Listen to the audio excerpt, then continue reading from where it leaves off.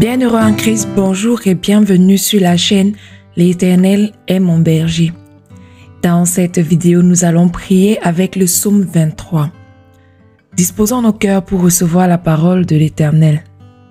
Là, il est écrit: L'Éternel est mon berger, je ne manquerai de rien. Il me fait reposer dans de verts pâturages. Il me dirige près des eaux paisibles. Il restaure mon âme.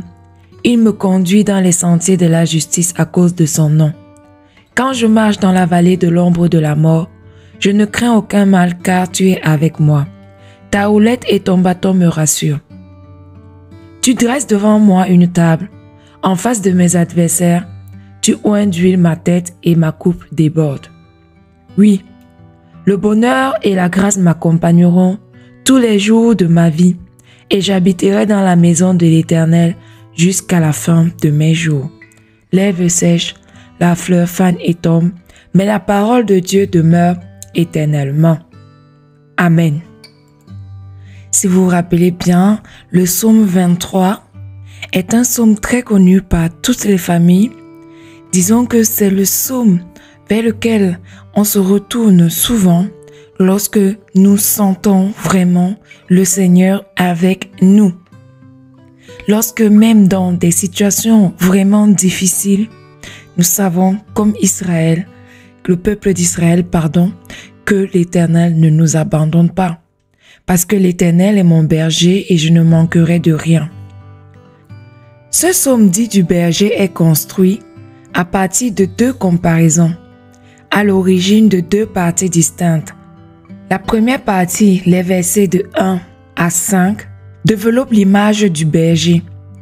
Le Seigneur, tel un berger, conduit son fidèle là où il trouvera ce qui lui convient, c'est-à-dire en termes de repos, en termes de quiétude, en termes de nourriture.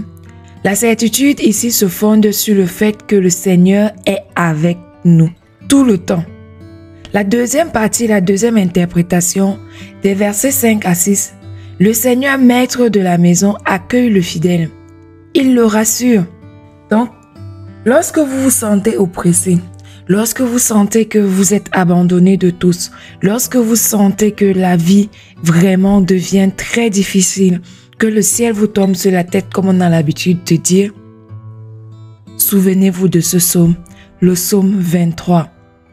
Nous allons donc terminer la lecture de ce psaume avec cette petite prière que vous pouvez également réciter. Seigneur, lors de mon baptême, tu m'as accueilli pour me conduire sur le chemin de la vie. Donne-moi de le parcourir avec toi en toute confiance, alors que je me tiens devant cet avenir si incertain. Donne-moi d'y trouver à toute étape bonté et miséricorde, et surtout de le manifester avec foi, parce que je sais que à chaque pas, tu es là et tu m'accompagnes. Amen. Chers frères et sœurs en Christ, vous êtes sur la chaîne L'Éternel est mon berger.